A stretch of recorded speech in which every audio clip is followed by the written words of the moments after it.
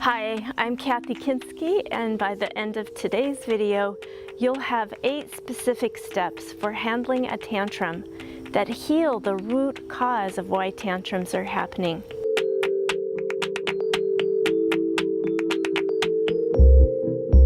And in my previous video, Tantrums Part 1, which I'll link below and be sure to watch that first, where we talked about the 2 major causes of tantrums and 4 keys for dealing with and preventing tantrums, I shared how in my experience as a mama and in my 20+ years as a licensed counselor, I've just not experienced tantrums happening because children are spoiled.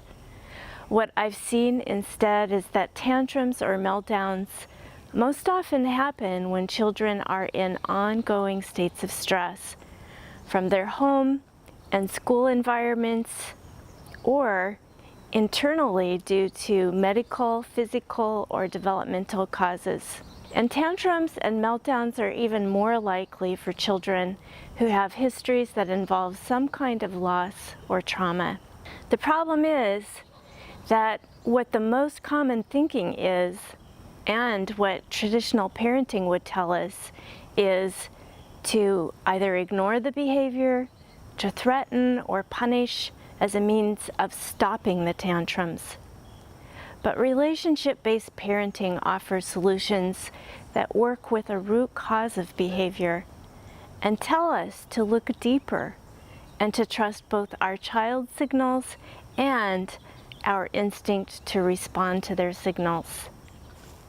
Relationship-based parenting tells us also that all behavior is telling us a story about our child's needs and inner life, and that when we respond to our children by ignoring their behavior or by using control and punishment, we miss some really important opportunities to see and meet their needs, and that is a learning about how to work with their needs as they become adults.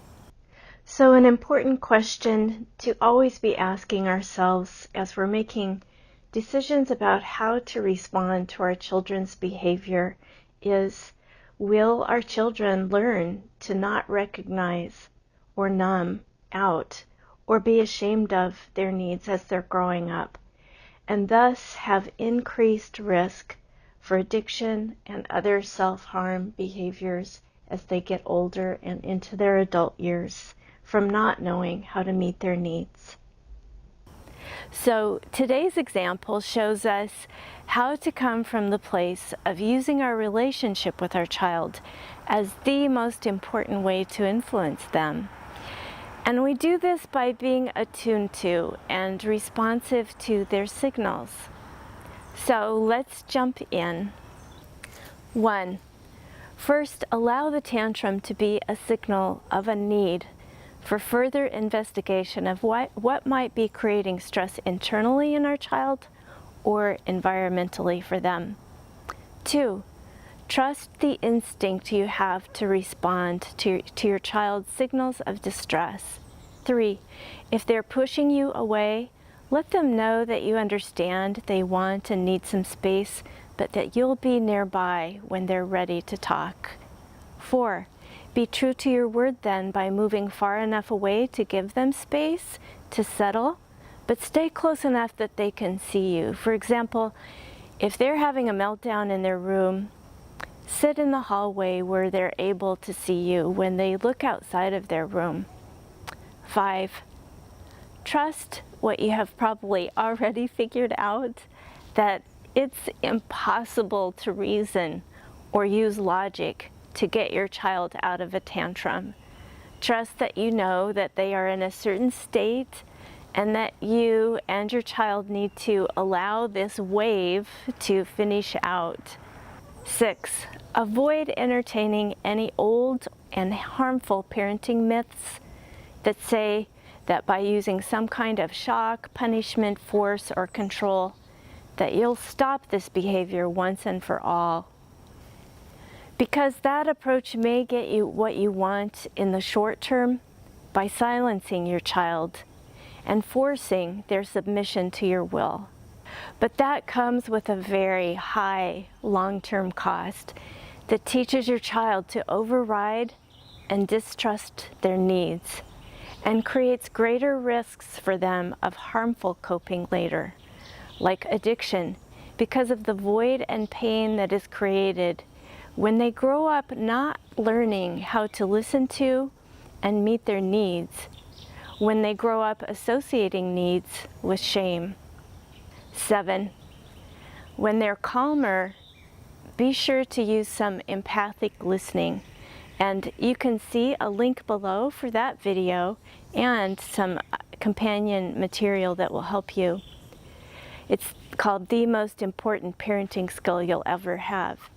So for example, for a child, say a young adopted child who had a tantrum when you said no to something they wanted, you might be thinking about how your child is very sensitive to anything they perceive as rejection.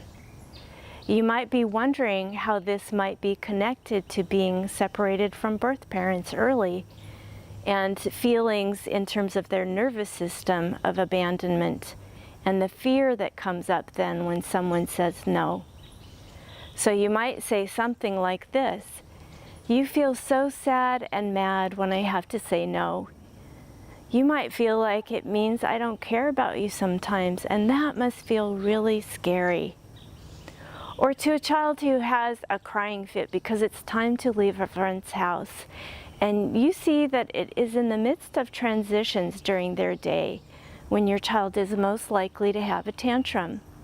So you might be wondering about what is it that makes change and transition so hard for them. So on that note, I'd like to offer a couple of tips and examples regarding transitions and why they can be so hard for some kids. So transitions can be dysregulating for kids who've had hard beginnings. And these beginnings can create a nervous system imprint of transitions being associated with disconnection, loss, or very high or prolonged states of stress. And examples of difficult early transitions, and this is just a pretty short list, do look for the next video on tantrums, where we'll go much further into a host of things that can really add to kids having dysregulation issues. And by dysregulation, what I'm referring to is that the child's nervous system is actually going into a state of fight, flight, or freeze behavior. And that is often because the child is being triggered by something. It could be chronic stress or their early beginnings that produces basically a fear response in their nervous system. So again, examples of difficult early transitions include any kind of perinatal trauma. And by perinatal, I'm referring to a period before and after birth, and also during pregnancy. So this can include birth trauma. Another example would be premature birth. Another example, a pregnancy that involves high levels of stress for mom, medical interventions at birth that disrupt baby's sense of connection with mom and parents, or medical interventions at birth that disempower mom and parents. You might say something like, "You know, I noticed that when it's time for us to move on to the next part of our day, that you often feel overwhelmed, and that it seems like it's really hard to change gears for you. You seem sad and mad." And then just listen to your child.